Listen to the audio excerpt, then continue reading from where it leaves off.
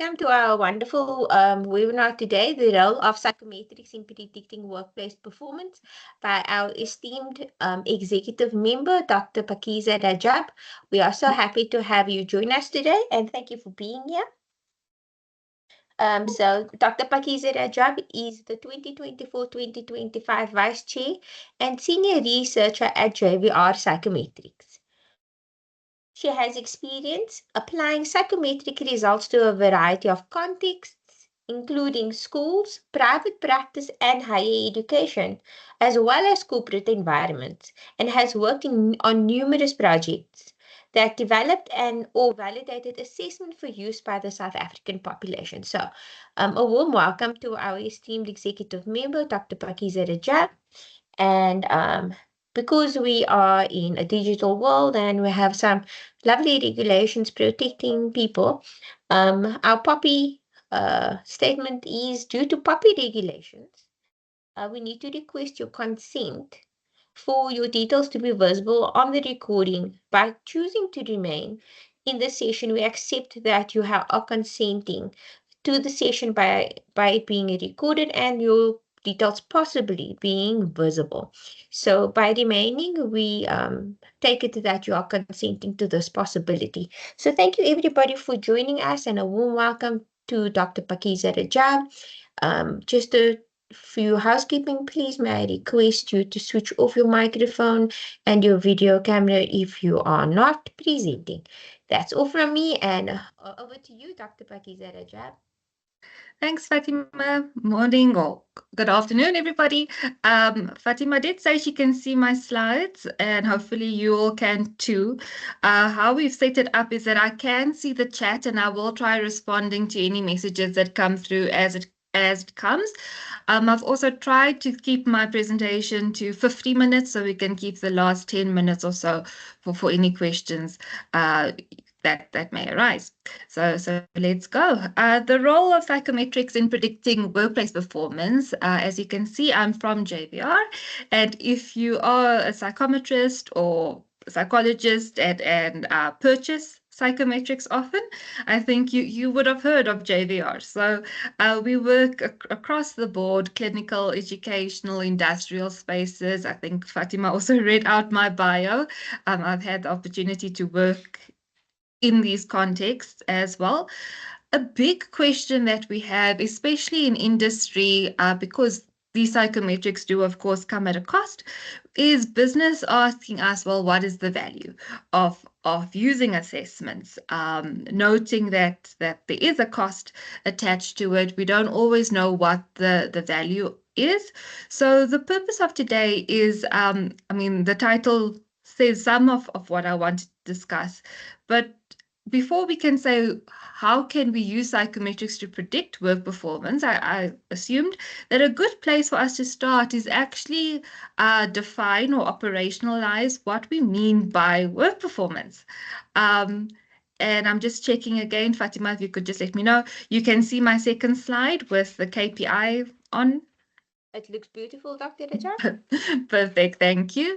Right, so if we want to define what do we mean by work performance, Campbell and Wernick a few years ago said, you know what, it can be whatever we as a company, as an organization want it to be, but performance as a whole, whether we're calling it our key performance indicators, whether we're calling it work performance, it is that building block that makes you as an individual contributor successful, makes you as your team successful, you as your organization. Don't mute me, please. Sorry, Dr. Rajab, please, people, don't mute the presenter and please don't stop the recording. Yeah, so as housekeeping, please, we really request that you don't stop the recording and please don't mute anybody. That is why I'm here in the background to do all the muting and so forth. Thank you so much. Okay, so I mean, if we read news headlines, or if you're going on to LinkedIn or reading News 24, there's this big drive or move where we're hearing a lot about disengagement, burnout, individuals not interested in the workplace, quiet quitting. But for us to say that somebody is quiet quitting or that they disengaged with their work, we do need to collect some sort of disengagement data or quiet quitting data. Often people wouldn't necessarily respond to those as honestly as we want, which we know as researchers would impact the type of predictive statistics we can do with that then. So the next bit is to just see, are people performing? But again, if we don't quite understand what do we mean by performance, that data can also be quite messy, which again impacts the predictive analytics that we can do. So if we now delve a little bit into, I mean, this is a DRM webinar, so there's going to be a lot of theory, but hopefully I can make it practical as well. If we delve into, well, what is work performance? If we look at from a very high level literature review perspective, work performance as a whole can be seen as an aggregate of classes of behaviors that have some value to an organization. So we come to work, we have a job description, we have KPIs that we need to achieve, and those KPIs in and of itself, we can kind of task that as task performance. That's what you as an individual, what your job title, what your role prescribes you need to do at your job, which is great and well. So if you're doing that, then you are performing. But we also know that sometimes we have individuals that are working in our teams, but they'll do the task, but they'll really do their bare minimum. They're not very agreeable to work with. They're not a team player. They're never willing. If the hours are 8 to 4, you're not going to find them online at 5 minutes past 4. They're never willing to put up their hand. And that's what we would call something like organizational citizenship or contextual performance, which is really those like, it's not in your job description, it's not in a signed contract somewhere, but it's really more discretionary. Specific extra role behaviors or altruistic types of behaviors that actually shape the context of the workplace. For example, again, if we're looking at the literature, there's a lot more emphasis on psychological safety and team culture and team performance. And that's really where contextual performance would come in. So it's more that interpersonal aspect of performance. Following that, then would be counterproductive performance, which would be those individuals who are just stagnating or intentionally not doing their job. So it can be something like not upskilling. I mean, the one example we're seeing at the moment is AI, where some people are either too scared or just too uninterested to actually upskill on AI at all and see how these chat GPTs and machine learning models of the world can actually be incorporated into our jobs. And then, of course, there's the other type of counterproductive performance, things like theft, things like basically stealing from the company, and that can mean even in our current work setting where we many of us work from home, saying, you know what, you're getting paid for 8 hours of work a day, but you're only working for 4. So counterproductive performance can take on many angles, even again that interpersonal type of counterproductivity, gossiping and backbiting between team members. And over the past few years, as a whole, so in the review done by Van der Vaart in 2021, those were the main types of work performance that we looked at. And then COVID hit, and we saw that, you know what, that's important, but then adaptive performance became another important aspect that we needed to consider in the workplace. And that was that ability to cope with and respond to complexity. And we're seeing that more and more, whether it's being able to move from working in person to a more hybrid remote workplace, or with all of the technology advances, being able to manage that. So there's a lot more stress management, stress tolerance that we as employees need to deal with these days, that can be seen as part of work performance.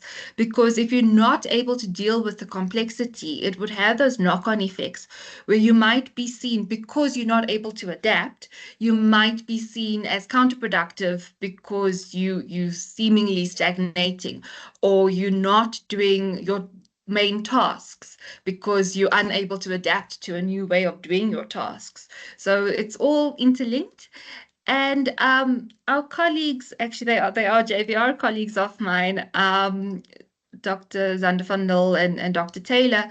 They actually looked at leadership performance as well. And when they looked, how they defined leadership performance was not by our job title. So you are a leader if you are a manager or a director or somewhere in the C-suite, but really your ability to negotiate and collaborate and influence people within your team. So, for example, if you're thinking of the receptionist in your organization, for example, they typically not seen as somebody in a leadership position, but if they can effectively collaborate, communicate, share communication with others, then they are put into a space of leadership to a degree. So, what do we mean by work performance is key before we can see does our psychometrics actually predict work performance. We first need to know what do we mean by work performance. Now, in our space, often we get asked, please provide us with an ROI study or a predictive validity study on XYZ assessment. And we're like, sure, please give us performance data. And the performance data that we tend to get, sometimes it's really rich data, and sometimes we struggle with that data. And it's like, okay, well, if you're asking us to predict performance, what do you mean by performance?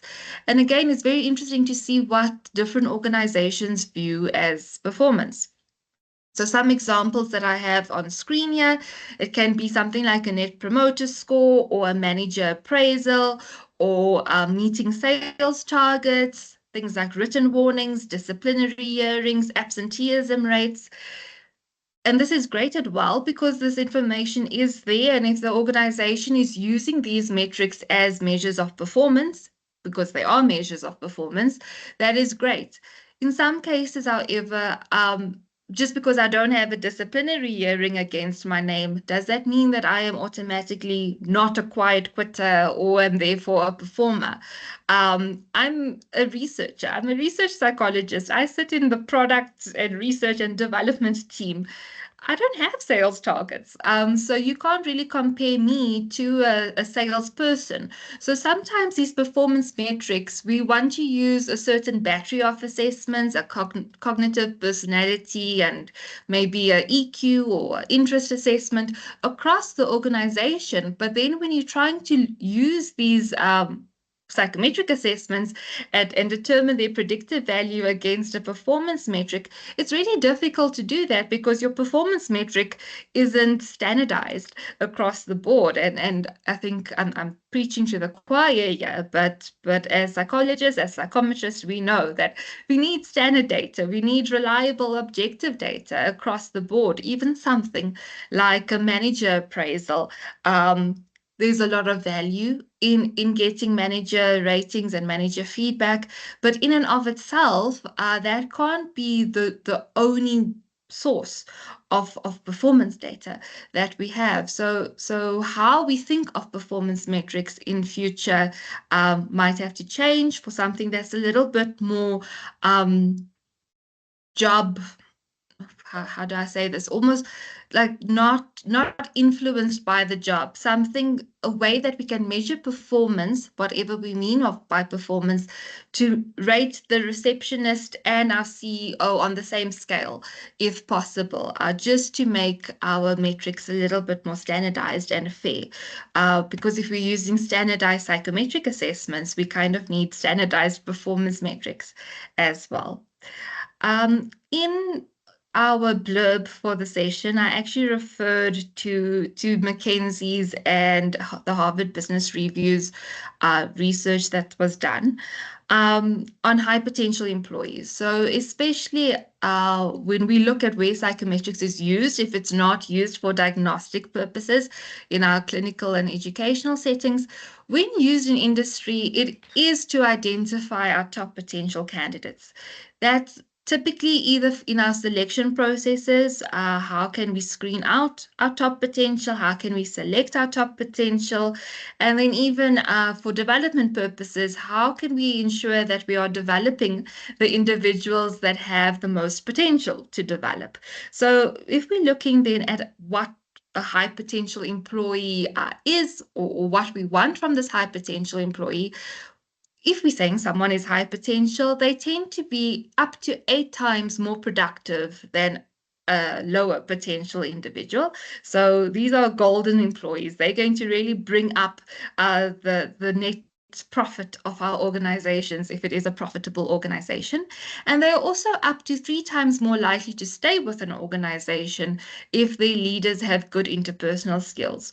So yes, a person might be a high potential individual, but how that high potential actually gets actualized and seen in workplace output is largely dependent on their manager's ability to actually lead that potential, manage that potential, and work well with this high potential candidate. So when we assessing for workplace potential, not only do we need to make sure that the employee as an individual is the best fit, we also need to make sure that our managers also as an employee is fit to be a good manager, because it has that knock-on effect. And that's kind of why I have that picture there. I couldn't quite encompass that ripple effect, but if you have a bad manager, you're going to get a bad team. If you have a non-performing individual, that's also going to like ripple into a non-effective team over time. We also see that over 40% of employees, only 40% of employees actually express confidence in their leaders, which means that quite a majority of individuals are feeling that they are not being led optimally, that they are not able to really show their value in the workplace, which is not great because they have this potential. That potential isn't being tapped into in the organization. The organization isn't seeing the best performance from this individual. And with time, then that individual will be demotivated and leave. And if you are working in an HR team, the one thing that you don't want is turnover. High turnover is something, I mean, that would be one of our performance metrics, for example. So how can we reduce this turnover? How can we increase performance is quite important. And I think that's then I'm getting into the crux of this is where performance meets psychometrics then. Because if we know what we mean by performance, whether that is sales or lower turnover or more engaged employees or whatever our performance metric is, and we know what this individual's potential is. Now, I don't mean to demean psychometric assessments in any way. That is my job. I'm from JVR. I love assessments. But if we could really simplify what is a psychometric assessment, it is an objective, standardized way of determining an individual's potential. What I mean by that is, I mean, you can do the world's best personality assessment or the world's best cognitive assessment. Doesn't mean that that person's personality and cognition, that profile will come into work every single day. There's other aspects, such as how the manager manages them, their motivation aspects, other environmental influences that can influence that potential as well. So it's a little bit of a harsh criticism, but if I could summarize that a psychometric assessment is tapping into your potential From a ROI perspective, or even when we're doing our talent audits, it's quite valuable if we know what our performance metric is on the one hand, and we have our potential, our personality potential, our cognitive potential on the other. And you can kind of do, if you work in HR or IR Psych, you would be very familiar with the 9-box plot, a bit of a plot there. Who are your high potential individuals, and are they performing in that way? Because when we then want to do further succession planning and so on, your future leading stars are the individuals that you would want to develop further. If you have individuals that have that potential, a potential gem, but when you're looking at the performance metrics, they're not performing. Why is it? Is it because we don't have the job person fit? Is it because they don't have a great manager? Is it because they have personal issues? What's going on there? If you have an individual that's in the trusted performer space where their metrics are great, but if we actually had to select them into a job based on only their psychometric assessments, they probably wouldn't be in the job. Then one, are we using the correct psychometrics for this individual? And second, how do they become a trusted performer? Is it that, you know what, they may be just very conscientious and over time they learned the role that well, even though other aspects of potential they don't necessarily have. So I think just from a qualitative ROI perspective, the value of psychometrics really comes in here on how you can do your talent audits. If we then look at this is a massive slide. I'm going to stay on here for some time and hopefully get a little bit of engagement if possible as well. In the IO space and beyond. So if you've attended a PsyOpsa or ACSG conference in recent years, this meta-analysis by Sackett and colleagues in 2023 made massive headlines. They looked at this built on Hunter and Schmidt's 1990 meta-analysis, and Sackett and colleagues then updated this in 2016, and they then updated it again last year in 2023. And hopefully I can share the slides with you at the end as well. Otherwise, the link that I have here for the infogram is actually, if you search Paul Barrett, you'll get the slide that I have on deck together with the Hunter and Schmidt, together with the 2016 Sackett meta-analysis as well. And you can actually play around with the graphs. It's a very nice, informative, interactive graph that you can play with. But if we try unpacking the 2023 version of this meta-analysis, this really helps. Well, what I have on screen, firstly, is the operational validities or the predictive validities of different methodologies in predicting work performance. Thank you, Fatima, for sharing that link. If we then look at what I have on screen, number one is structured interviews, which isn't a psychometric tool at all. But if you as an interviewer are able to do a structured interview properly, objectively, and fairly, you can predict this person's potential performance up to 42%, which is great.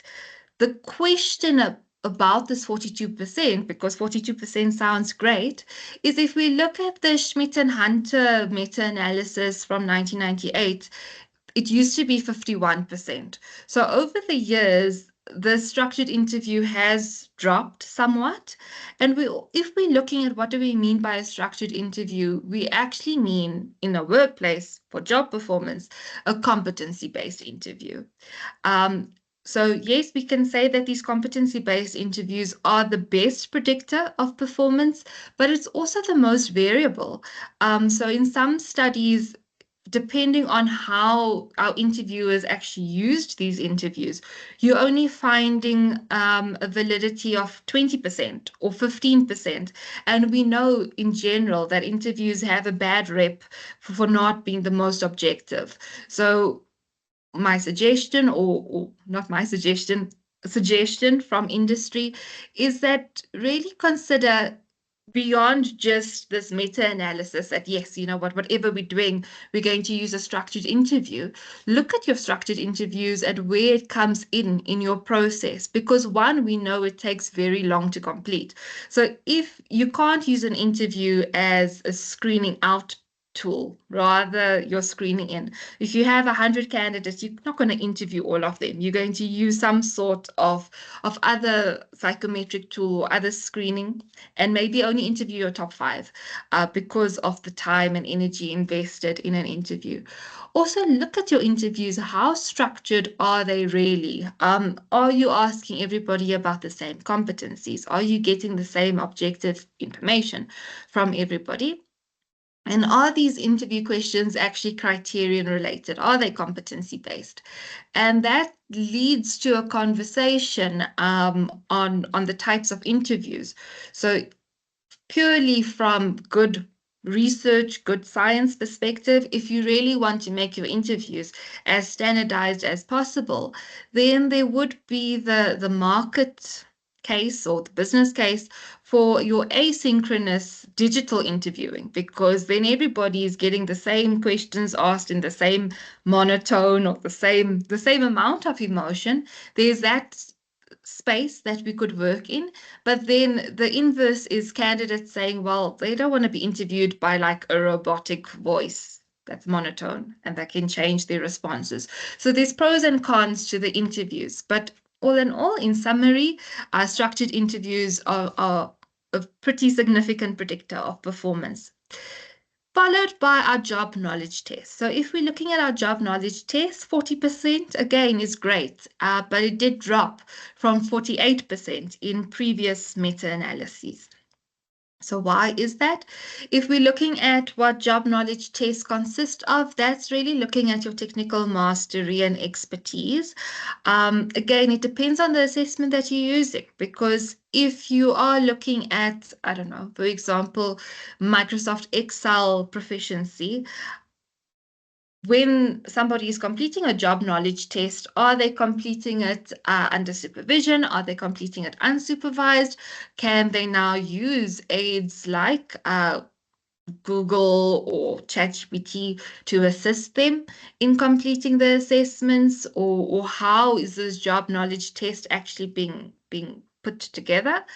Followed then by your work sample test. So the difference between your job knowledge test and your work sample test is that your work sample is almost like your situational judgment tests or your day in a life types of exercises, where you're giving these individuals inbox activities to complete, or you're giving them a case study that they need to respond to, or playing a role play with them to see how their interpersonal skills actually play out. So sampling a day in the life of an individual in that role. If we're looking at that work sample and even your assessment centers, they both at 33%.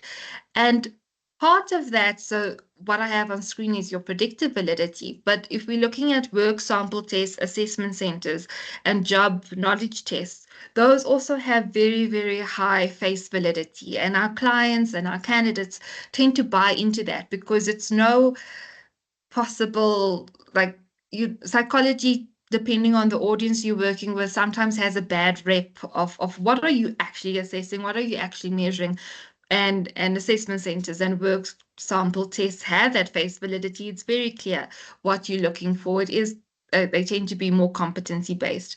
So it's great that they are predictive and that they are higher predictors, but still only 30%.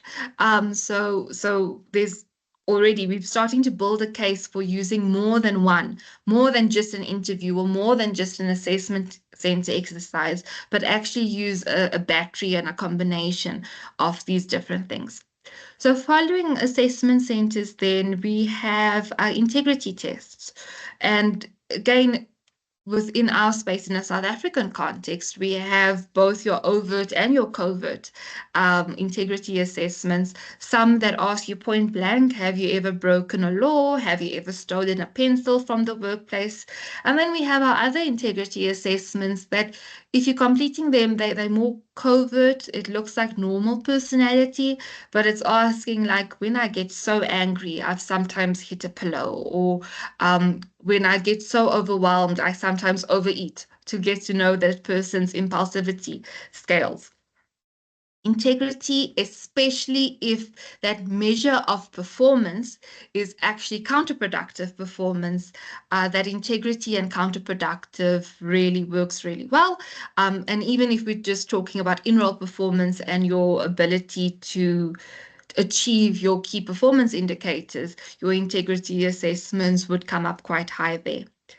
This is then followed by your personality-based emotional intelligence. So if you're looking at, I don't have time to go into too much detail, but if you're looking at your emotional intelligence, we tend to have two main models: your ability-based EI, like your ability to notice and recognize and deal with emotion in others, and then your personality-based EI, which we're finding is a better predictor of workplace performance as a whole.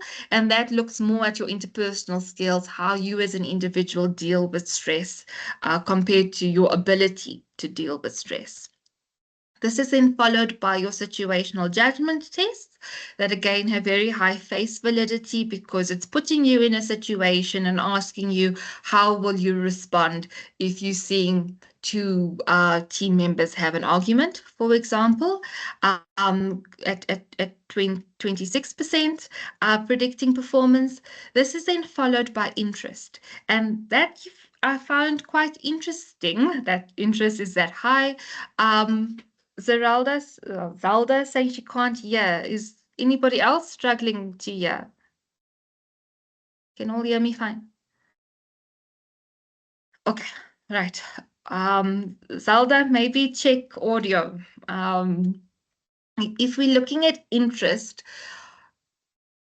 I thought that was quite interesting that it came up that high because typically, if we're helping someone with subject choice or career choice, so your grade nines and your matrics, interest tends to be part of that battery, and not so much so in your more organizational corporate settings. But research done on your interest and even your values assessments, if you're not interested in something, you're not going to be motivated in something, which means that over time, your quality of work, your quantity of work is going to be impacted. You're likely going to start stagnating more. You're going to be more counterproductive. If you're not interested in your job, you're probably going to be more of a quiet quitter over time.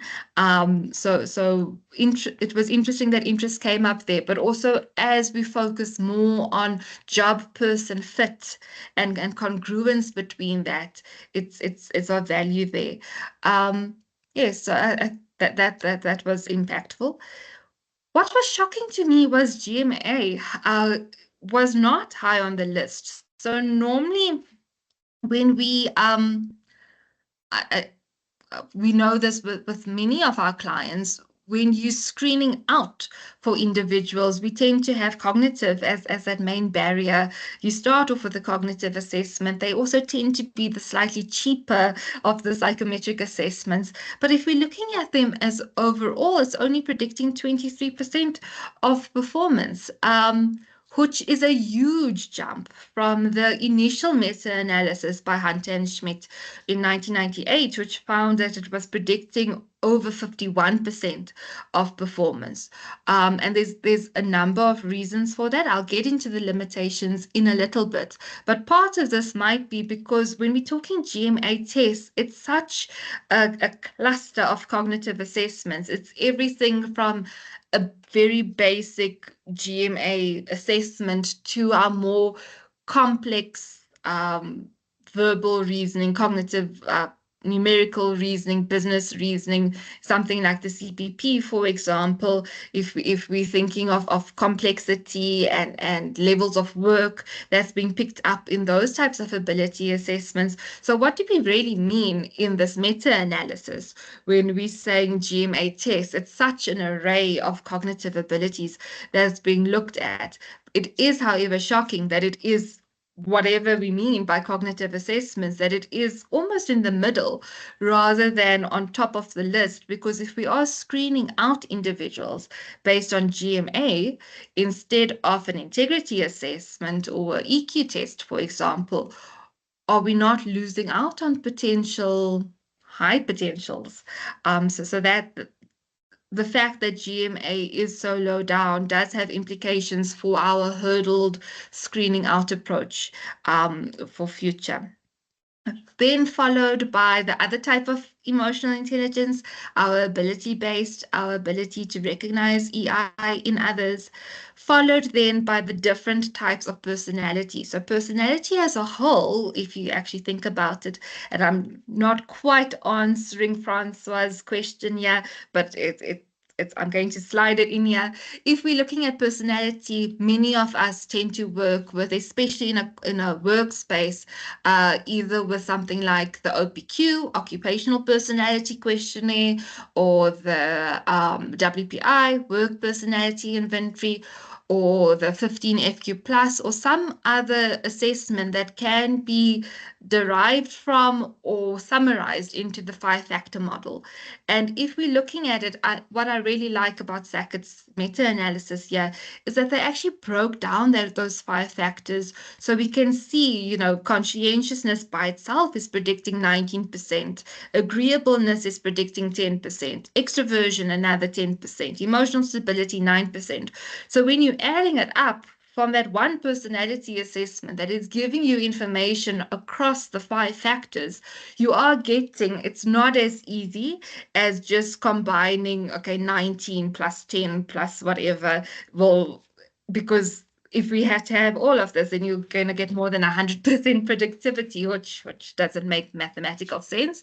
But it would depend on the assessments that you're using and the specific battery that you're using. So when you're combining a personality together with a cognitive, together with an interview, working together with that to determine how predictable your battery is in predicting performance overall. We're also moving into a space where dominance analysis is becoming more important, especially for our clients who unfortunately need to start cutting down on budget, where in the past we know that it's best practice, and like this meta-analysis is also telling us, it's best practice to have a cognitive and a personality and an EQ and an interest and an interview. But that's a lot of money, that's a lot of HR time, that's a lot of effort going into this. If we need to cut down on budget, what is it that's least predictive? And that's when your HR team or your researchers can really help you. I'll show you some examples in a little bit where you would do a dominance analysis to see, well, what do we mean by performance? What is your criterion variable? And based on your criterion variable, we know that all of these things are predicting performance, but which is the most dominant and which is predicting the least of performance? And then you make that decision, okay, maybe we should drop an openness to experience only measure, for example.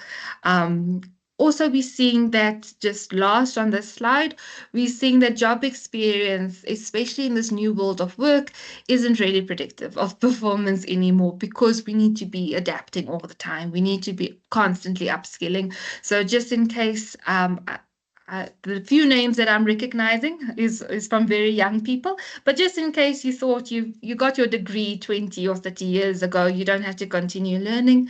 No, well, if you're working, that learning journey is continuous. There's so much more that actually predicts performance better. That I really did not do justice to this slide. Please do yourselves a favor and go read the Sackett study, or thank you again, Fatima, for adding the link to the Paul Barrett. Go check that out and look at your own processes for actually selecting and developing your individuals. Yes, but we continue. Unpacking this meta-analysis, I think we can all agree from the previous slide that we can say that psychological constructs and the psychometric assessments that we use to measure these psychological constructs do predict performance. We're all in agreement on that.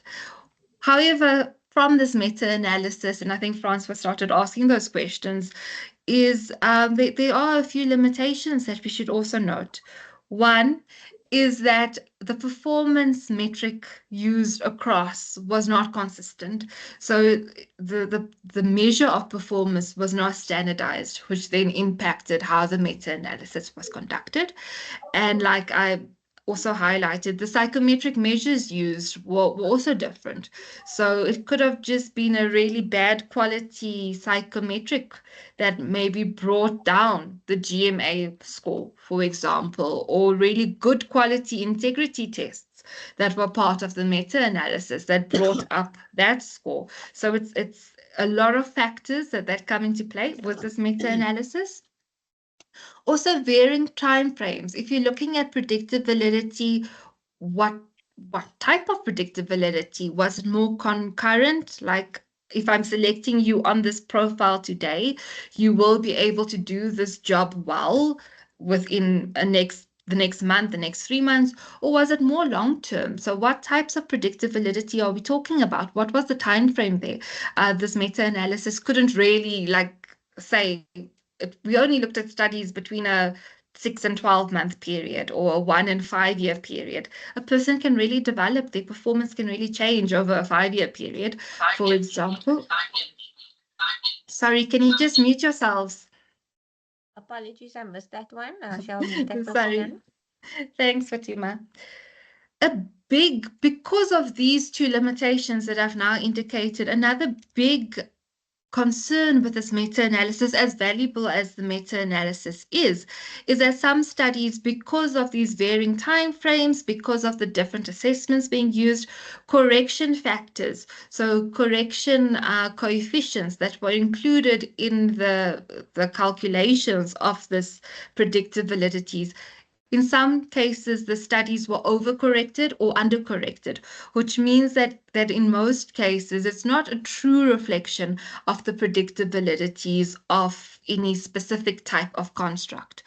Also, occupations do require different psychological profiles.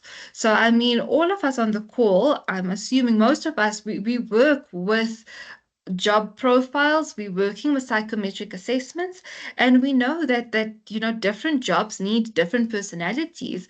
I mean, I'm a researcher. If I needed to be extroverted all day every day, I'm going to get bored sitting and doing data analysis.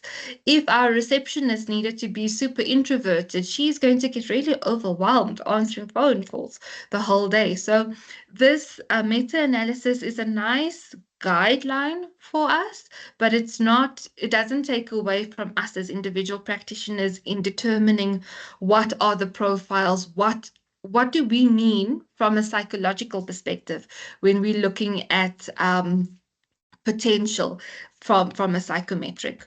So yeah, like I'm saying, as Sackett's also saying that the meta-analysis can guide us. So if you're using an integrity assessment, for example, we know that it should be predicting approximately 30% of your overall performance, whatever we mean by performance. But it is still our responsibility as practitioners to really assess the value of our interventions, of the assessments we're using, and the metrics. So we can't say that, you know what, the assessment I'm using isn't predicting performance, but your only performance metric is absenteeism. Most people do come to work, doesn't mean they're being productive at work, even if they're not abusing their sick leave. So back to like Psych 101 or Psychometry 101, those building blocks of making sure that whatever assessment you're using is reliable, is valid. In a South African context, Employment Equity Act, guys, is fair, that we can apply it equally to males, females, blacks, whites, whatever other demographic you're looking at, that we can use it fairly. English first language speakers, English second language speakers, that we are administering our assessments in a standardized, fair, objective way, that we're using the correct norms, that we're comparing our candidates fairly. That's also really important. Those core aspects of psychometric use comes into play here as well. So my suggestion or how we should be using this meta-analysis now is that look for the predictive validity of the questionnaires that you are using. Ask for the manuals of the assessments you're using. See if there's predictive validity studies. And if those validity coefficients are smaller, than the meta-analysis, then really look at the quality of the study of the assessment, but also look at these other things, other sorts of validity. What does the structural validity look like? What does the factor analysis look like? What does the reliability, the interscale reliabilities look like? Those things are still just as important. If we're then moving on to the ROI of assessments, which is some people, your more academic individuals will ask for what is the predictive validity, but often we have business, your CEOs, your engineers, your actuaries saying, give us the why are we using assessments? Why not just do an interview? What is the ROI of psychometrics? And I always it comes through as like a one-liner. Provide the ROI of your assessment.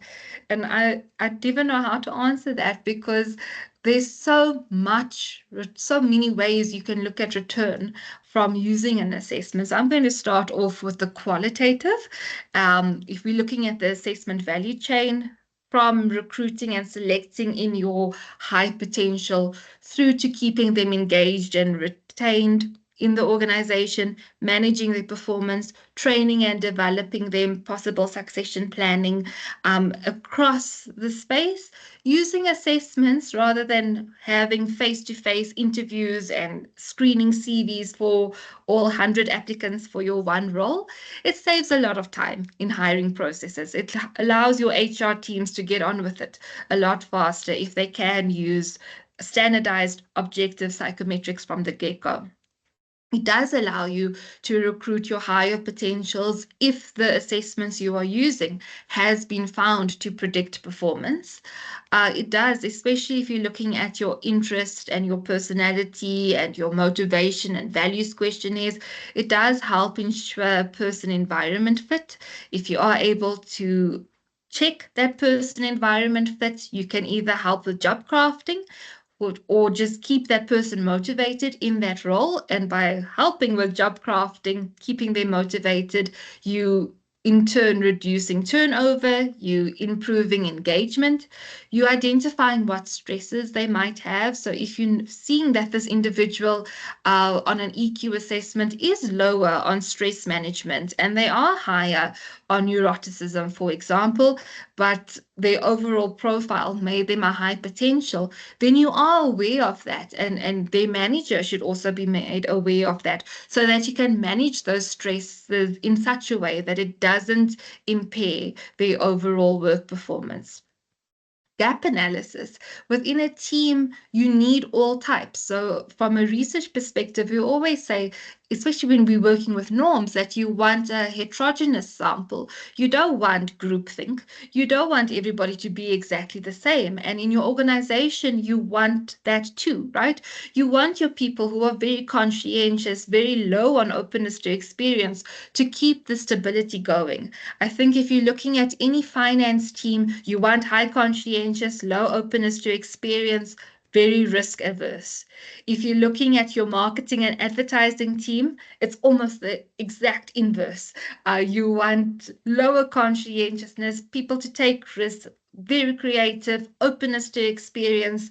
And if you're seeing that within your teams, you don't have these types of profiles, having these psychometric profiles on hand helps you with those gaps. Identify those gaps and then hire or get in individuals who can meet those demands if required. And also, yeah, I've spoken about organizational stability and consistency. Sometimes you don't hire a person. Oh, well, you do hire a person based on their psychometric profile. But if somebody's left an organization, oftentimes you want to hire in somebody that replaces them not only from a skills perspective, but has a very similar personality to that person, very similar interests to that person. So you're not only making your selection decisions on the skills that this new hire will bring in. Then we get into the quantitative ROI, and ROI at its very basic can be output versus input or output divided by input. And again, That's when I ask yet again, what do you mean by ROI? And what do you mean by performance? And what do you mean by potential? So what did you assess? Did you assess personality? Did you assess cognition? How do we give a numerical value to a psychological construct? And how do we give a numerical value to performance in and of itself? It's a little bit easier if we're using as our performance metric our sales. But if you're not a salesperson, say for example, you're a receptionist, some of these you can't do by number of calls answered. Should it not be number of happy clients, for example? So what do we mean by a performance metric? What do we mean by our potential? But also, what are we looking for? And I have this, please feel free to screen grab or take a copy, and we will be putting this on the YouTube channel as well. But when somebody's asking for the ROI of this EQ assessment, it's like, okay, what were you aiming to achieve? Were you using this ROI assessment to improve productivity or to reduce turnover or to improve revenue? Because that influences what numbers go into the equation and will influence your output. I also have some links there. I'll try to share them in the chat. Oops, I'll try to share them in the chat later. But if you're looking at like the cost of a bad hire, there's calculators online that you can go onto and actually put in. I hire 10 people a year. This is the psychometrics that I use. This is the cost of the psychometrics. This is the cost of my HR person, their annual salary. This is the cost of my hires. So I'm hiring in 10 people. Each person's going to be getting paid 5,000 a month. Please, that doesn't sound very high, but so this is the cost to company, and that's how you work out the ROI. There's many resources online that can also help with that. At JVR, we actually enjoy using the psychometrics utility formula, and that encompasses things like the reliability coefficients of the assessment that you're using, the predictive validity coefficient of the assessment that you're using, the standard deviations in differing performance. And we also account for the level of seniority of the individual, because the higher your role, the higher your risk as well. So that psychometrics utility also it's a far more comprehensive formula, as you can see, but it takes a lot more into account. And you do need pretty standardized hard performance data to work with that really well. I'm not sure if I'm allowed to market, but ACSG, I did a webinar with ACSG only on ROI. So spent like a whole hour and a half talking through all of these different ROI things. I'm also putting my email address on at the end if this is a topic that interests you, and how we can collaborate on ROI if that's of interest to you. I note we have 5 minutes left. Um, what's important for us to note, though, is that performance, like I'm saying, it's a ripple effect. So you can have an individual that we, at the end of the day, as your HR individual, we are hiring people based on their potential, but it's more than their potential. It's that drive and decision to come to work every day and perform. It's that consistent behavior that becomes your performance over time. And those consistent behaviors can only become consistent if we have managerial support as an individual, if your management is actually managing that potential properly. If they aren't managing that potential, it does have impacts on your team culture, on individuals' motivation, on succession planning. If you're seeing that I'm not working at all, my other colleague isn't working at all, and another individual's working 16 hours a day, but we're all getting paid the same salary, do you think that that's really going to create a happy team culture?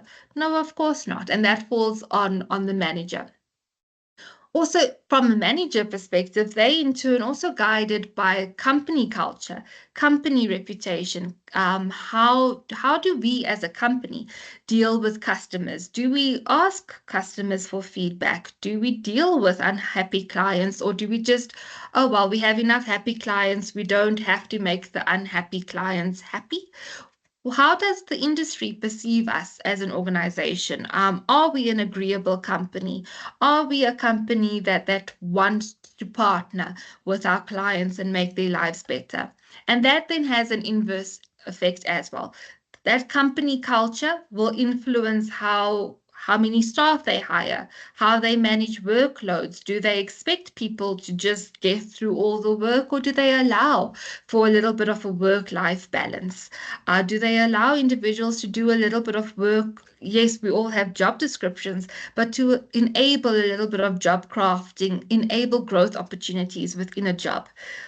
Do their policies allow for that? Are their selection processes fair? Are we using the same psychometrics across the board? Are we using quality assessments across the board? Do we have a performance management system in place? Do we address non-performance? Are we inclusive of various diversities, of varying backgrounds?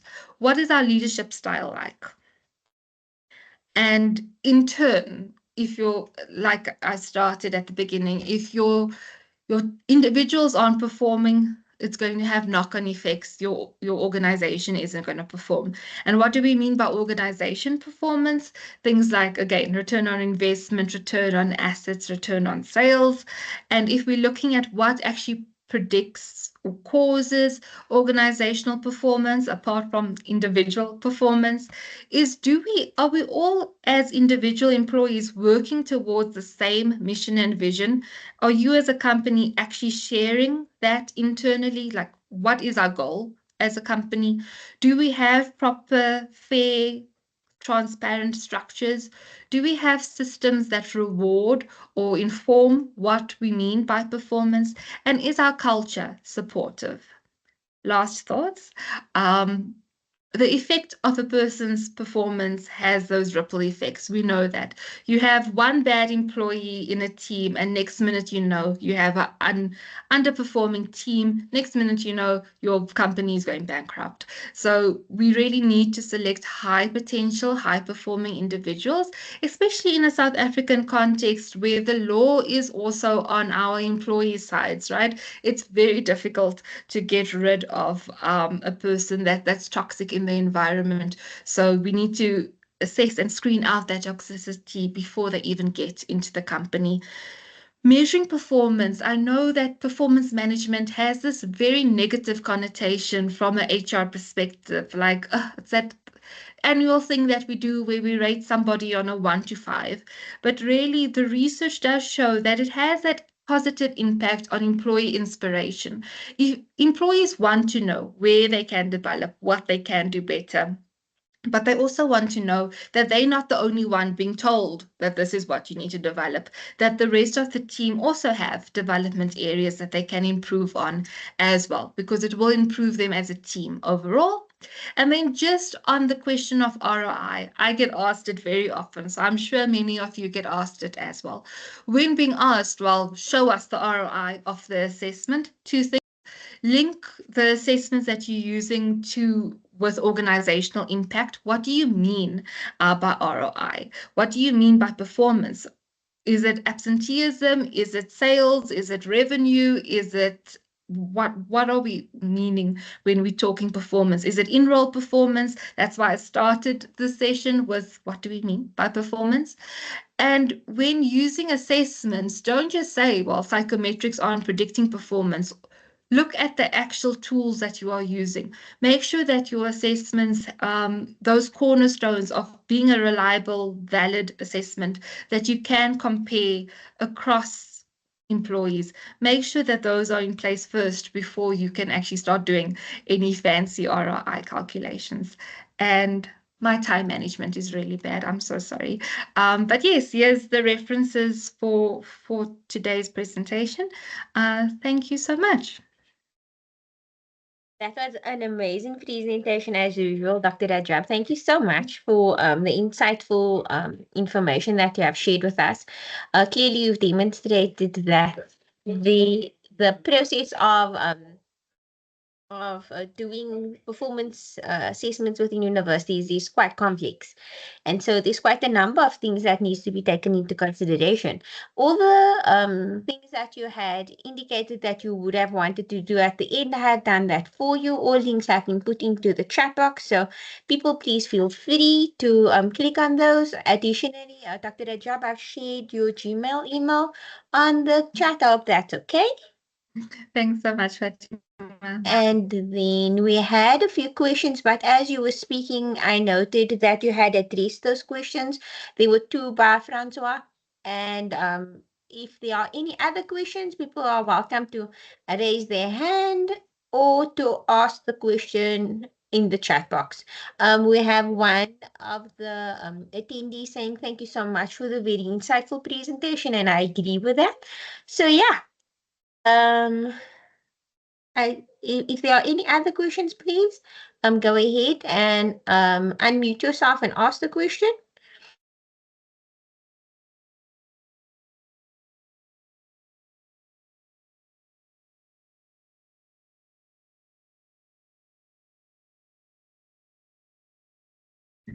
We have a very quiet group with us. Yes, I think that you have done such a comprehensive and systematic presentation attending to employees, management, organization, the multifaceted ways in which we can do psychometric assessments and the contextual considerations that I think people are answered. So yeah.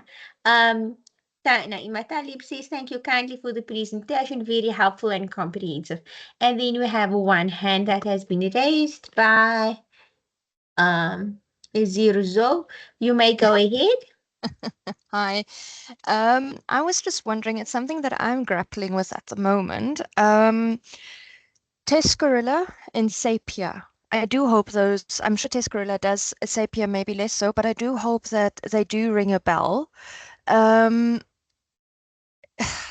Yes or no to make use of them for screening, development, selection?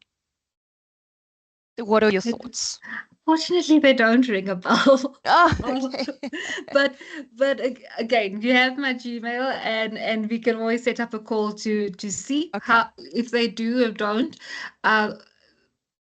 It's not me being arrogant, it's me being ignorant actually.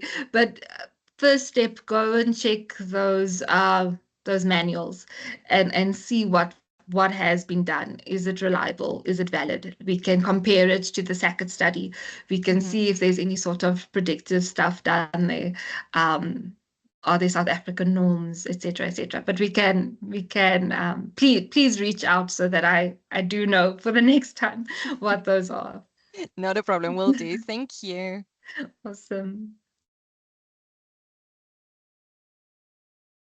All right. So with that, there's been a few more appreciation notes in the chat box. Thank you for the insightful session. Thank you for the insightful presentation, etc. And we'd like to just thank all our attendees for your not only your attendance but your engagement with us.